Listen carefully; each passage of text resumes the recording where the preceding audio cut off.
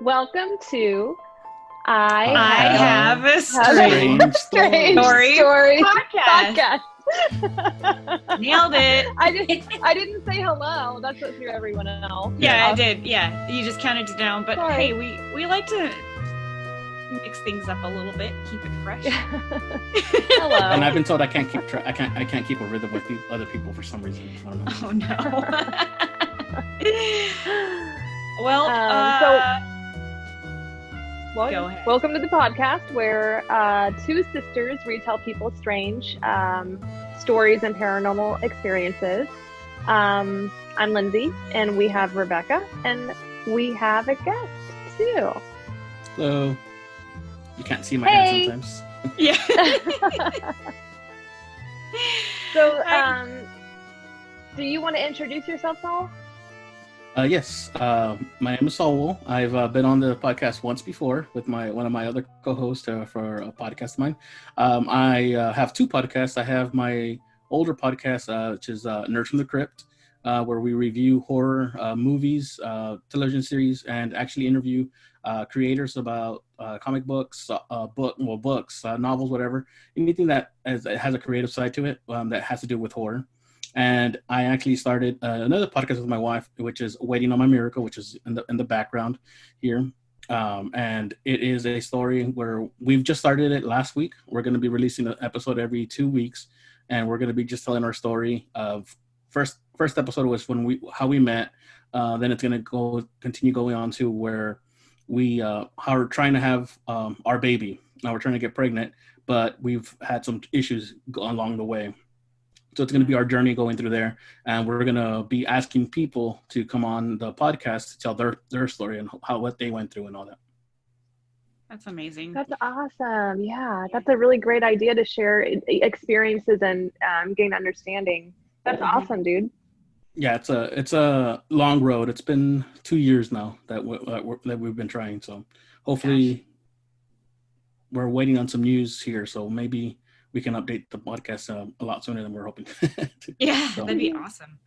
Yeah, cool. Well, I got to listen to the first episode. It's amazing.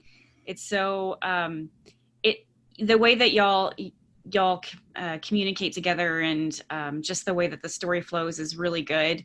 It sucked me in. I've never had children, and I can't have children, but it was great to listen to. And your wife Tabitha has an amazing voice. Like she's just so good at talking. Becky actually heard the hour and 10-minute version of it, and we cut it down to 40 minutes at the end, because it was this is a lot of story. Yeah, but it was all good. It all flowed really well, and it was really sweet. I liked it. So thanks for coming on the show. Oh, my pleasure. I'm over here entertained by turning into a ghost over here. Yeah, I know it's getting a little bit creepy. Just in the beginning of this, sometimes your hand disappears, your shoulder is gone. So your ear is gone now. I don't know.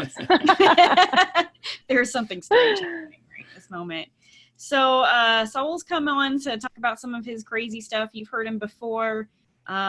He had the story about Bigfoot framing my dog. Bigfoot framing the dog, that asshole. Yeah. I've actually had people tell me, because I heard your story about Bigfoot framing your dog. I'm like, yeah, stupid Bigfoot. I know. I love the guy, but in this case, I do not. So listen to that episode. I'll have that episode in the show notes for anybody that wants to take a listen. But what do you have? What you want to talk about today, Saul? All right, so I have a couple stories that I've kind of mentioned to Becky. Not too many details that I've told her. But this is when I was, I'm trying to think, about 15 years old. My neighbor just came home, and he had actually bought this game called Devil May Cry. The whole game is about beating demons, and you're a demon, and it's like that you're killing other demons, right? We played that all day because we didn't have a memory stick, so we couldn't turn it off. So we're like, let's see how far we can get in one day without whatever. Are you gonna say something? No, I just think it's funny. So We played it all day, almost through the night, and then I'm like, all right, I gotta go, whatever. We didn't get to beat it, so I turned it off. I go to bed. So I'm asleep, and then all of a sudden I feel like airless, I'm like, I don't know if you can see my hands here, but Nope, I can't feel see like I'm him. like I'm gonna. this. Yeah, I'm Okay, like this off the bed. I'm doing it. Yeah. Okay. So I feel like I'm levitating. I wake up. All of a sudden, I feel like I fall into my bed. Oh My no. door swings open in my bedroom, Mm-mm. and I hear steps running away. And I'm like, holy moly. Yeah. So I don't know. I don't know what that was. We kind of attribute it to playing with demons all day. Video games with demons all day. I don't know. It was weird. It was a weird one. Yeah. Yeah. Did you have any other experiences like that afterwards? At that house, yeah. My brother once said that he had left the door open, and he was sleeping, and he woke up, and he could have sworn he thought it was me standing in the hallway. But because he said he called my name out, but I didn't hear him. One other time at the same place, my mom was finishing up in the morning. We had gone to school already. She said she can hear people walking around in the living room, so she yelled at us saying, "What the heck are y'all doing here? You're supposed to be at school already." So she went out there, and there was nobody. God. So yeah, so we used to have stuff like that all the time at that house. Yeah, you lived in a It sounds haunted like house. a prankster. Yeah. They let me pick them up I for no just- reason. Yeah, I know. Yeah, and then run off like you're gonna get caught. You know what I did? You know what? It was a David Copperfield ghost. He was trying to do a trick on me. He put a hoop like through Yeah, you. exactly. He's like, look, no strings. No strings. Oh And crap! He's everyone waking said, up. yeah. And then he ran away when I was waking up. Yeah. Yeah. All part of the show, Yeah. guys. Bye. That's a But- poltergeist for sure. But like it's never been anything to where like you see things flying around or things like that. It's always like it's always in the corner of your eye. Mm. Just to throw another geekum that I do, and on Doctor Who, where those aliens, the what's it called? The ones when you can't remember. Yeah. The silence. Like Yeah. you turn, you see something, all of a sudden you turn back and you don't. Like they're on the corner of your eye, you see them, but then when you're not seeing them, you forget all about what happened. It's so weird. I wonder if they got that from I think that's where reality. they got it from. Yeah. Yeah. That's cool. Yeah, that's pretty creepy, man. Yeah. And so you attributed this to like after you played this video game that was about killing demons and then facing your own demons too? I'm not sure because you in the game you are a demon that's fighting other demons. Oh, okay. Well, spoiler, everybody. That is. Did they have any type of like rituals or invocation or anything? Not in the game. Not that I know of. That is just so weird. Maybe Ryan was just really open to like receive stuff like that since you'd been kind of absorbed in it in a day. Maybe, yeah. Interesting. Haunted house. Yeah. And I have Well, how long did you live there? At that place from when I was a freshman in high school to about 22, 23, so about good 8 years. Yeah. And that's my parents still live there the entire time. No. My parents still live there. They haven't had too many issues there. Mm-hmm. My brother and my dad they refuse to sleep in my old bedroom though. If they ever have to, they don't even use that bedroom. They use it as storage, So yeah, good riddance. I mean, yeah, block that thing up so that nobody can get in there and get levitated again. That'd be an awful thing for a guest to experience. And just as a side note, I do remember that one time I had some friends stay the night. They did tell me that they heard someone walking back and forth in the hallway. But they didn't want to go look. I didn't hear it, but they said that they did. So I don't know. Yeah. I always think it's interesting when people like continue to hear things. I mean, I know it's not as easy as like, we'll just move, but like people stay through it. and it just becomes like the normal. I don't know, man. So they talk about that, like the people that have experienced that, and the reasoning that they give, I think, is that like, well, we can live through this, so why bother, leaving? Yeah.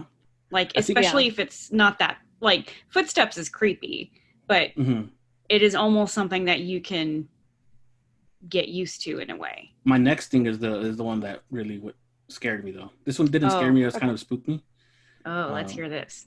So there was it happened like two or three times, but I was having a sleep paralysis kind of moment where I used to have this all the time where like I'd be asleep, and all of a sudden I'd wake up and I can feel like I was awake, but I couldn't pick my hand up, I couldn't move my fingers or anything like that. And it's that whole thing, like just move one finger, that's all, like just like that. And I couldn't happen. Well, one of these times I felt like something come over me and just start like nudging on my shoulder, like pushing me. And then I'm just there, like paralyzed, I'm like, oh crap, what's going on? And then all of a sudden I feel like something get on top of me and just start like rocking me, like my shoulders. I'm like, what the heck? And it happened about 3 or 4 times, and that's the only thing that really scared me in the house. But that happened during that house. But other than that, I can't say that I'm scared to go back home or anything like that. I haven't had sleep paralysis in this house since. I haven't had sleep paralysis for about 10 years now. So wow, that's insane. And it was in that room. Yeah. That nobody will go into now, because when you open the door, there's toys swirling in the air, and your closet is sucking everything in. Well, I say I would attribute it to that, but I was just messy. So. But no, like I said, nothing, like you can't see things moving around like that. So I'm not sure what it is about that room. But people are afraid to live in that room. Yeah, that's the heart of the house, as they would say in the Poltergeist. Yeah, in the Poltergeist movie. Yeah. When was the Poltergeist? Do you know when the house was built? It's actually a pre-manufactured home, so it was brand new when we got it. Gotcha. So I don't know if the land we were at really have anything to do with it, but it used to be a crop field. So it was like down in South Texas. There's a lot of agriculture going on, and as the city extends, they start buying these fields. They used to grow cotton or corn, and they just start building on those lots. They start improving those lots and building on them. So I don't know if there was anything to do with that there. So. I mean, anytime you have corn, there's always something creepy going on, right? He who walks behind the rose. Yeah. If anyone knows what that is, that's from Stephen King. Is it the Children of the Corn? Yeah. Yeah. It's the name of their thing that they worship. He who walks behind the rose. Oh, yeah. That was basically in your house. So. And so you had kind of the classic sleep paralysis, I guess, experience where you felt like somebody was pushing on your chest. Did you ever get to see it, or were you ever able to open your eyes? No. Probably for the best, yeah. In my opinion. Like, I wouldn't want to see that either. No. Wow. Never saw anything other than, I never felt anything other than actually on me other than that that time. What did you experience as far as like feelings? Was it just fear, or, I mean, obviously it was fear, but yeah. Did you think that this thing was, did you feel like it was evil or going to try to kill you or anything like that? No, I'm not sure what don't remember what it was that I felt. Yeah. It was just like, what the heck is going on? Like when am I going to actually be able to move? Because there's been other times where I have like a sleep paralysis moment where nothing happens. It's just where just like, all right, let's see how long it takes for me to wake up now fully. Yeah. And I know it's the whole thing of like your body waking up before your mind does. But like, why is it that it's at that moment where you can probably feel these things? Because your mind's open now. You're awake, but your body isn't. Yeah, that is that is the question. Like, why do we experience this stuff in that state? Is it because that's the best time. That's whenever we're open to these things happening. Like Lindsay, you have a theory about visiting other people's dreams and stuff. Yeah. Yeah, whenever you sleep. That's why your wife gets so mad at you in her dreams. When she has a bad dream that like you cheated on her or you were with another woman, they're mad because that's what you were doing in your dream, and she knows it. She knows it. Got you. Yeah, I'm in agreement with you though, Becky. It's because when you're in that state, you're in that like sweet spot for like slipping in and out, in my opinion, like slipping in and out of dimensions, or that's also lucid dreaming, which is like the precursor to what's it called that I like? Astral projection. Astral projection. Yeah. Oh, there's been times where I've been like I'll wake up from a dream and I'm like, oh, this is a pretty cool dream. I'll be able to go back to sleep and actually go back into the same dream. Oh, yeah. That's That's cool. the best. Yeah. I'm like, all right, I'll go sleep right now. I might be able to go back in. Yeah. And I'm able to go back into the same dream, so it's just weird. That's cool. You must have I don't know. You must just be lucky because it takes a lot of people, that too. Because you can do lucid dreaming, you can practice it, but it takes time and it takes like a lot of documentation and stuff like that. So you're lucky that you just get to, it's just natural to you. Well, no, it's not like I do it every night or anything like that. It's every once in a while I'll be able to do it. Yeah, that's cool. That is cool. Okay, so was this, were there other homes that were around you, or was it just your home and then a large piece of land? No, there's the subdivisions are pretty, the lots are pretty close together. So I would say there's about a maximum of 20 feet between homes. I was trying to see if there were any parallels between any other stories that we had that were in subdivisions like the one that you lived in, where there was paranormal stuff that happened. Because we don't get a ton of those stories. And I don't think we've had one that's like haunted. We've had one where we thought that it was a dog man or a murderer. And then we've had another one where it was like aliens, but we haven't had like hauntings. So I'm a first. I was trying to think of what it could be tied to, and I just can't tie to anything besides the creepy land. I mean, I'm just going to throw this out there, but it might be Saul or your family. Yeah, because it was in your room. Do you have any other experiences outside of that home? Once more in the room. Oh my God. Well, this was more of a what's it called? I didn't know what to think about it once because my parents, my mom and my dad. My mom's from Mexico. My dad was born here, but his family, his like grandparents and all that were in Mexico. So one time, after I graduated high school, they actually ended up going to Mexico for 2 weeks, and I couldn't go because I had to work. So I'm home alone for 2 weeks. Nothing really happened during that time frame there, except for one time. I think it was a Saturday night, and I fell asleep early that day, went to bed, and then all of a sudden I wake up like around 3:11, something like that, because I hear a bunch of dogs barking. I'm like, oh crap! One of the neighbor's dogs got loose, and now it's rallying up all the neighborhood dogs, you know. So I wake up, and I'm trying to go back to bed. And I can't go back to bed because of the stupid dogs. So I look through my window, and there's no dogs out there. I'm like, what the heck? Oh my God. So I'm like, okay.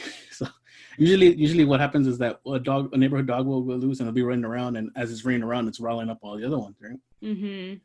And so there's no dogs out there, and I'm like, okay. Well, this is when I go back to bed. I look at the clock because I have a thing where I have to look. I have to know what time it is when I wake up.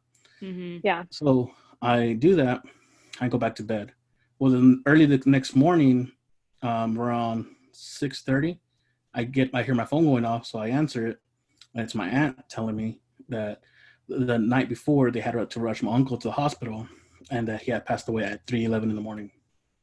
So I was like, what the heck? So. Yeah, I woke up the time that he passed away. Oh my gosh, that's incredible. That That is so interesting that you and Greg kind of share that type of experience, because he had the same thing. Were with you his uncle. close to? Yeah. Were Mhm. you close to your uncle? I can't say we were close, but Mm-hmm. like uh, I didn't really know what he was up to at any given point, right? But Yeah. they did live with us for about a year and a half when they first, cause Mm-hmm. they were from Colorado. They moved down to Texas, and so for about the first year and a half they were there with us. So that's got to be about the closest that I can say we have. But no real like we went out and did stuff now. Yeah. Wow, that is insane. And you were woken up by dogs barking. Mm-hmm. Yeah. That's Yeah. so. Did he have any ties to dogs or anything like that? Yeah. Not any of the dogs that I had that time. He did have a connection with one of my other older dogs Mm-hmm. that he actually gave us one of his friends was not going to be able to take care of their dog anymore, and Mm-hmm. they were trying to rehome it before they had to pretty much give it to a shelter that's where they're going to put him down. Mm. And he brought it over to our house to see if we wanted it. My mom fell in love with it, and we kept it until he passed away. So, Oh. until the dog passed away, and that was the dog that no matter when it was that he came over, he would always be happy to see him and all that. So I don't know, maybe it was that ghost dog that woke me up or whatever. So I'm not sure.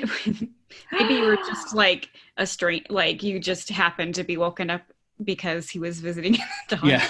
Yeah. Yeah. I don't know. Maybe he went to go visit that dog. Maybe the dog was waiting for him to pass over. Mm-hmm. Maybe, yeah. Oh, that's so sweet. I know, ghosts are sweet. Most dogs are sweet. Yeah. Most of them. Yeah, sure. We can't say all ghost dogs are good because we just don't know. So the majority of your experiences are in that home? Yeah. Most of my personal ones. My mom has had some experiences back in Mexico. My mom's my aunt, my mom's sister, she's had some like reoccurring experiences back whenever she goes back home to her house, back where my mom grew up.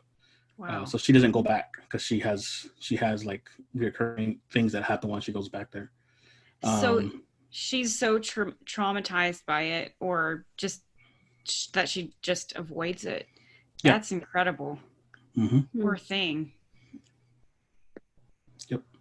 So yeah, as far as occurrences in the house, I think that's about it. I can't remember anything else that actually happened in the house that I can remember that I can say happened to me, or my family that they've actually told us. But like I said, there's still that uneasiness that they don't want to sleep in that room. Mm-hmm. Man. Mm-hmm. Dude. Yeah. You've had some pretty creepy shit happen, dude. Yeah. And look how well adjusted he's come out of it. Yeah, exactly. I know. You can face anything now.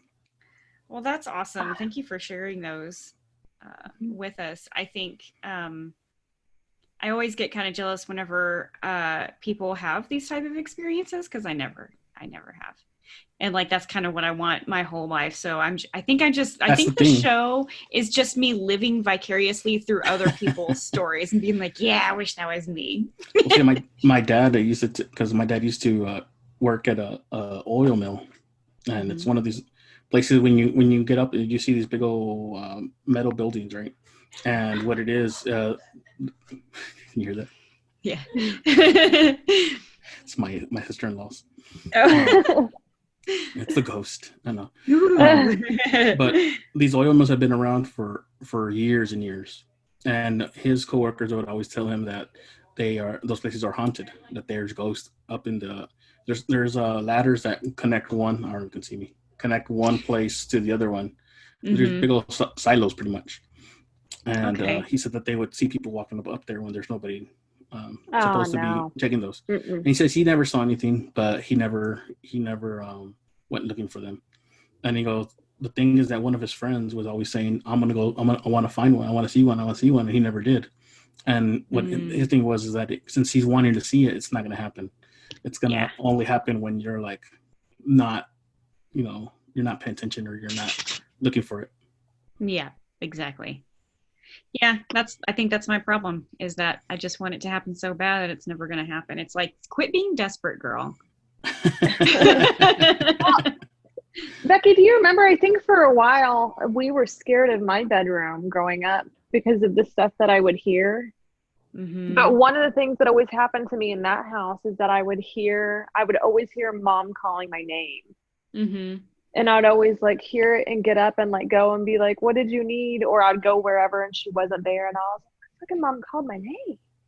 Like, I don't know. There was a lot of name calling. I think, Lindsay, in your case, you had something attached to you because that happened in, I feel like, almost every house that we lived in whenever you were a kid. Uh-huh. Yeah. So. Do you remember me talking about it as a kid? Would I ever be like, did Mom call us? Yeah. Oh my weird. It's so creepy. Yeah.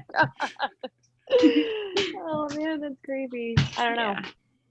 Yeah. Sorry, my dog is here. She has seizures now, and so I can't shut her out anymore. Oh. Was she wagging her tail? She's just staring at me. She wants me to get her something to eat. So, anyways, well, thank you for sharing those stories with us, Saul. Do you have anything else that you wanted to talk about? I do have another story that's not my story, my own personal story, but it's my mom's story. Okay, cool. Okay. So I don't know. Do you all know what duendes are? No, you told me that, but I didn't look it up or anything. So these are like gnome like creatures, and in what Mexico, are they called? Duendes. Okay. I'll send you the writings. You can put it in there, but they're like gnome like creatures. Some people say they're like Smurfs. Okay. But what depending on where you are in Mexico, they have different beliefs on what they do. Some of them people believe that they're there to guard the house. And some people believe that they're malevolent.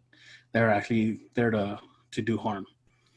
So one of the stories that I heard was that my mom, when she was young, she would have, every once in a while she would have to sleep with her grandmother. And back then, when my mom was young, they didn't have rooms that connected together. They had a building of a set of rooms, but you'd have to go outside to go into the other room.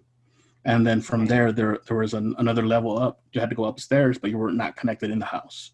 So there was just a series of rooms, Mm-hmm. And the grandmother's room, or my great grandmother's room, was off to the side, but you had to walk a distance to get there, out in the middle of the night. So for whatever reason, she had to stay in that room because nobody else was going to be there. And they had the lantern on because they didn't have electricity back then, out in the middle of nowhere in Mexico. Yeah. So she said that she would be trying to go to sleep, and then you can see the shadows of these little duendes playing around outside the window. And then she can see them running. And she said she never really felt anything until she fell asleep. She felt like one of them was trying to pull her hand to mess with her. Well, she had told me that story when I was younger, and I always have been fascinated. I think that's why I've been fascinated from this stuff, because my mom went through it now, and then I kind of went through it too. But one time when we were in Mexico, we all decided, let's just tell our little scary stories. Well, my mom told that story, and my grandpa said, "Yep, those duendes are tough to get rid of." And they're like, "What?" She's like, "Yeah, they used to visit me when I was young." And he said they never came into the house, but when he was trying to sleep, he'd wake up and they would be there at the door for him, kind of just like doing this to him, like looking at him. And he said that no matter what he did, they wouldn't go away. And each time he'd wake up, he'd open up his eyes, they would be there looking at him until morning. So it's one of those things. Like my mom saw them once when she was young, but my grandfather saw them all the time when he was young. Wow. Mm-hmm. That is crazy. Sorry, yeah. So some of, like I said, some people believe that they guard the house, so they'll actually leave little treats out for them so they can eat.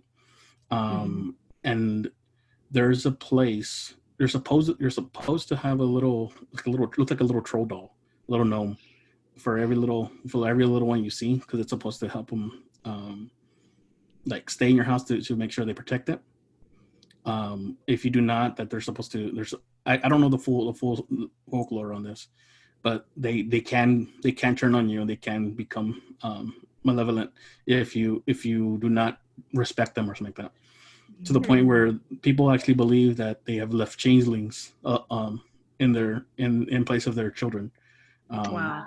So that's another thing. So like I said, there's a big variety of stories that go on because of these things, but no one really knows what the.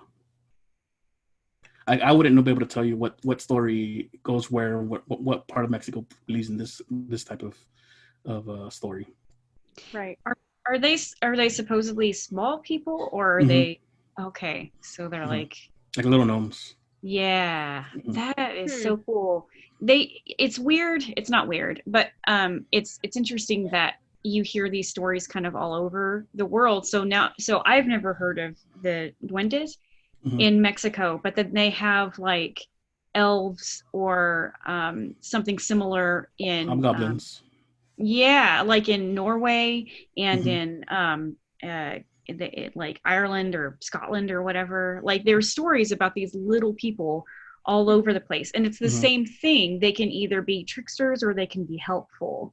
And I think that in Norway, I may be wrong, usually I am, but in one of those countries, like they won't cultivate the land because or make any type of overpass or change this property into something for people to consume, because they don't want to disturb the elves. Like it's really bad luck. I think it's like when they see a little structure of stone or something like that's supposed to be like that's where they live or something like that. Yeah, and they have like Have you ever heard of or have you ever listened to Lore, the podcast?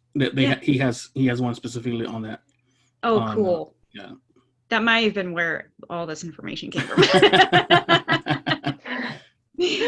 Our sources are Lore. Oh, you remember when I was a kid? You told me that little people lived in the vase on the bookshelf.